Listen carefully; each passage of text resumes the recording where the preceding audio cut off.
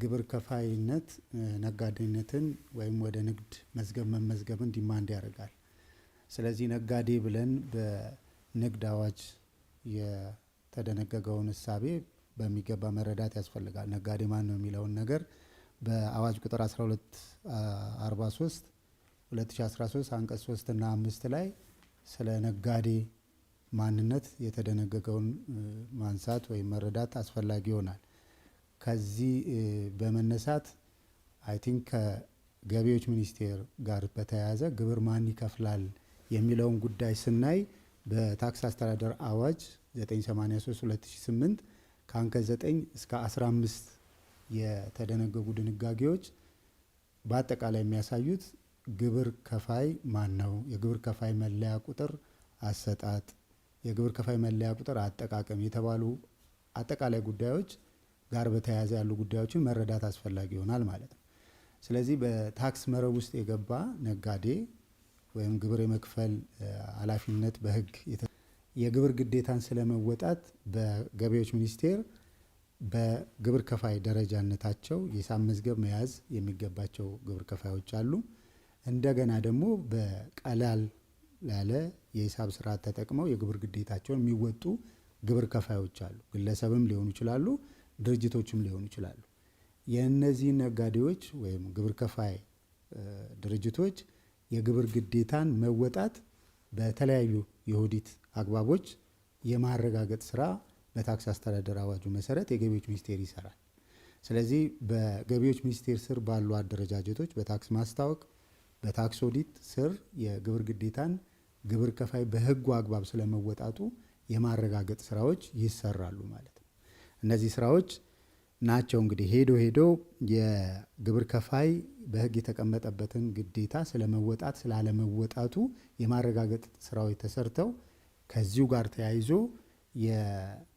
አብሮ የሚሰጥ ክሊራንስ አለ። የታክስ ዕዳ ነፃ ስለመሆኑ የታክስ ክሊራንስ ምስክር ወረቀት ይሰጣል። እንግዲህ የታክስ ክሊራንስ በተመለከተ በታክስ አስተዳደር አዋጁ አንቀጽ 71 መሰረት አንድ ግብር ከፋይ በህግ የተጣለበትን የግብር ግዴታዎች ስለመወጣቱ አስቀድሜ በተናገርኩት ስራዎች ከተጣራ በኋላ ከታክስ ዕዳዎች ነፃ ስለመሆኑ ክሊራንስ ይሰጥበታል። እንግዲህ ይሄ ክሊራንስ ዘርዘር ያለ ስፋት ያለው ስራ ነው። በመመሪያ ቁጥር 180 2015 ክሊራንስ ለማግኘት ኦዲት የሚያስፈልጋቸው እና ኦዲት የማያስፈልጋቸው የክሊራንስ አይነቶች አሉ። በዛ አግባብ ቅድም ባነሳዋቸው ስራ ክፍሎች የታክስ ዕዳ ስለመኖሩ ማጣራት እየተደረገ የታክስ ክሊራንስ ምስክር ወረቀት የሚሰጥበት ሁኔታ አለ ማለት ነው። እንግዲህ ከታክስ ክሊራንስ ጋር ተያይዞ ቅድም የንግድ ፍቃድ ስለመመለስ ተብሎ የተነሳው ሀሳብን በታክስ አስተዳደር አዋጁ እና ደግሞ በንግድ ምዝገባና ፍቃድ መስጫ አዋጅ ላይ በተደነገገው አግባብ እንግዲህ የንግድ ሚኒስቴር በአዋጅ ቁጥር 980 መሰረት እንዲሁም በመመሪያ ቁጥር 17/2011 መሰረት ነጋዴን ይመዘግባል፣ የንግድ ፍቃድ ይሰጣል። ስለዚህ እነዚህ ተቋማት እና ሌሎች ተቋማት ከገቢዎች ሚኒስቴር የታክስ ዕዳ ነፃ ክሊራንስ ሰርተፊኬት ሲያገኙ ነው የንግድ ፍቃድ መመለስ ሌሎችም በተቋማቱ አዋጅ የሚጠበቅባቸውን ግዴታ ስለመወጣታቸው በቅድመ ሁኔታነት ከገቢዎች ሚኒስቴር የታክስ ክሊራንስ ምስክር ወረቀት ማግኘት ማንዳቶሪ ይሆናል ወይም አስገዳጅ ይሆናል ማለት ነው። ስለዚህ በዚህ ሂደት የነጋዴዎች ወይም የንግድ ስራ ላይ የተሰማሩ ድርጅቶች አስቀድመው የታክስ ዕዳቸውን ወይም ግዴታቸውን ስለመወጣታቸው እና ድርጅትን የመዝጋት ጥያቄ ከሆነ ያቀረቡት የመዝጊያ ጥያቄ ሲያቀርቡ ተቋሙ ውስጥ ቅድም በገለጽኳቸው አደረጃጀቶች ከታክስ ዕዳ ስለመሆናቸው የማረጋገጥ ስራ ይሰራል። የታክስ ክሊራንስ ምስክር ወረቀታቸውን ይዘው ወደ ሌሎቹ ባለድርሻ ተቋማት እንዳልኩት የንግድ ቢሮም ጋር ሄደው የንግድ ፍቃዳቸውን የመመለስ ስራ የሚሰራው ከታክስ ዕዳ ነፃ ስለመሆናቸውና የሚጠበቅባቸው ዕዳ ካለም ከፍለው የታክስ ክሊራንስ ሲያገኙ ይሆናል ማለት ነው። ይሄ እንግዲህ ከንግድ ሚኒስቴር ጋር ብቻ ሳይሆን ከጡረታ ሚኒስቴርም አንጻር ካየነው የግልና የመንግስት ድርጅቶች የማህበራዊ ዋስትና ማረጋገጥ ስራዎች አሉ። እነዚህ ተቋማት በህግ የተጣለውን ከድርጅቶቹ ከሰራተኞች ተሰብስቦ ለመንግስት ማሳወቅ የሚገባቸውን ክፍያዎችም ጭምር ስለመክፈላቸው ቅድም ባልኩት የአሰራር ሂደት በማረጋገጥ ሂደት ውስጥ ተረጋግጦ ክሊራንስ የሚሰጥበት ሁኔታ አለ ማለት ነው።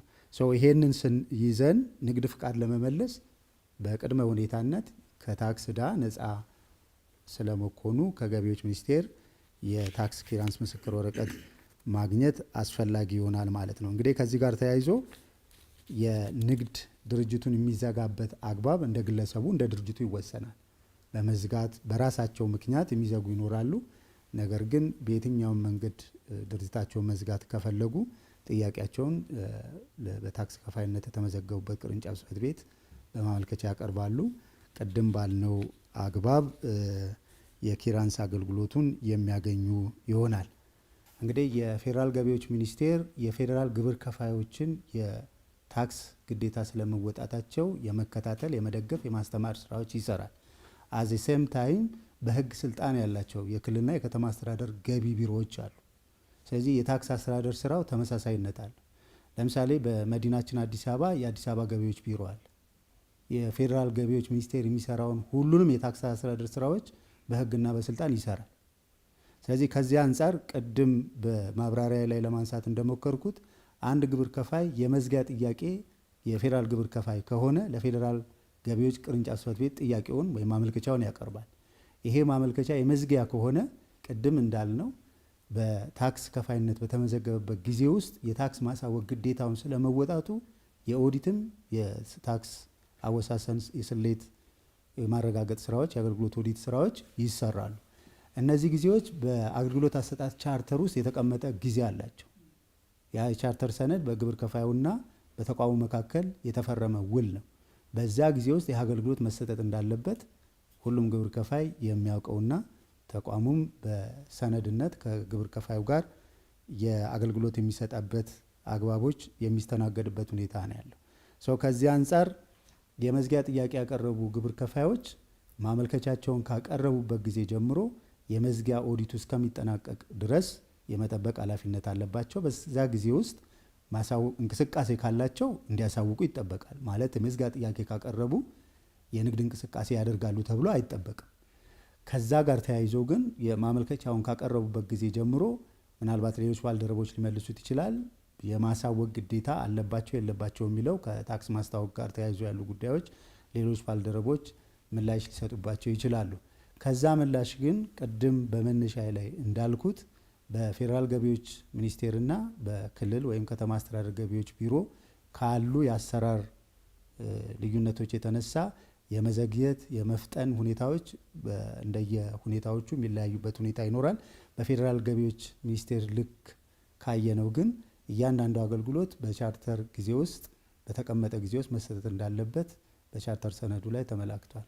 አመሰግናለሁ። ስራ ነው ትክክለኛ ክሳራ ነው ወይ አይደለም የሚለው ነገር የገቢ ባለስልጣናቶች ማረጋገጥ አለባቸው ክሊራንሱን ከመስጠታቸው በፊት ማለት ነው። ስለዚህ ያንን አገልግሎት የሚሰጥ በገቢዎች ሚኒስቴር አንድ አደረጃጀት አለ። የአገልግሎት ጥያቄዎችን ኦዲት አድርጎ ይህንን ምላሽ የሚሰጥ ለዚሁ ብቻ የተቀመጠ ስራ ክፍል አለ። በየቅርንጫፎቻችን ማመልከቻው ከገባ ጊዜ ጀምሮ በቀረበው አግባብ የሚመለስበት አግባብ ነው ማለት ነው። ለዚህ ግን አንድ ነገር መቀመጥ ያለበት ምንድነው? ይህንን በሰዓቱ ጉዳዩ ተጠናቆላቸው ምላሽ እንዲሰጣቸው የታክስ ከፋውም ትብብርና ለጉዳዩ ቶሎ እንዲሳለጥ የነሱም ትብብር አጋዥነት ወሳኝ ነው። መረጃዎችን አደራጅቶ በወቅቱ አቅርቦ ያንን ኦዲት ተደርጎ ተረጋግጦላቸው ትክክለኛ ክሳራ ስለመሆኑ ተረጋግጦ አንዳንድ ጊዜ የሚገጥመ ምንድነው ክሳራ የተባለው ክሳራ ላይሆን ይችላል። በስህተቶች በሂሳብ አያያዝ ስህተቶች ላይሆን ይችላል። ከዛ ወጥቶ ፕሮፊትማ ሆኖ መክፈል የነበረበትን ገቢ ሁላ የሚገኝበት ሁኔታ ስላለ እነዚህ ነገሮች በደንብ ለማጣራትና ፍትሃዊ የሆነ አሰራሮችን ከመዘርጋት አንጻር የሚደረግ ነው። ይሄ ምንድነው አንዳንድ ጊዜ ምናልባት ገቢ ሲባል ዩኒቨርሳል ነው። አጠቃላይ ስሙ ከፌዴራል ጀምሮ እስከ ወረዳ ድረስ ነው አደረጃጀቱ ገቢ የሚሰበሰበው ማለት ነው። የትኛው እርከን ላይ ነው ይሄ የዚህ አይነት ማጓታትና በሰዓቱ ምላሽ ያልተሰጠው የሚለው ጉዳይ በአደረጃጀት ሂደት በከተማ አስተዳደር ነው በክልሎች የትኛው እርከን ዞን ወረዳ የሚሉት ነገሮች ተለይቶ በዛ አግባብ ቶሎ የሚዳኝበትና መልስ የሚሰጥበትን አግባብ የነሱም እንቅስቃሴ ወሳኝ ነው ማለት ነው። ለሚመለከተው አካል ቅሬታቸውን እያቀረቡ ቶሎ እንዲሳለጥ የማድረግና ምላሽ የማግኘት መብታቸው ነው ማለት ነው። እንደ ገቢዎች ሚኒስቴርም እንደ ሀገርም ባለ የታክስ አስተዳደር ውስጥ አንድ ግብር ከፋይ ስለከሰረ ከንግድ ውጣ ወይ ከስራ ውጣ ወይ ዝጋ ብሎ ኢንፎርስ የሚያደርግ ህግም የለም አሰራርም የለም።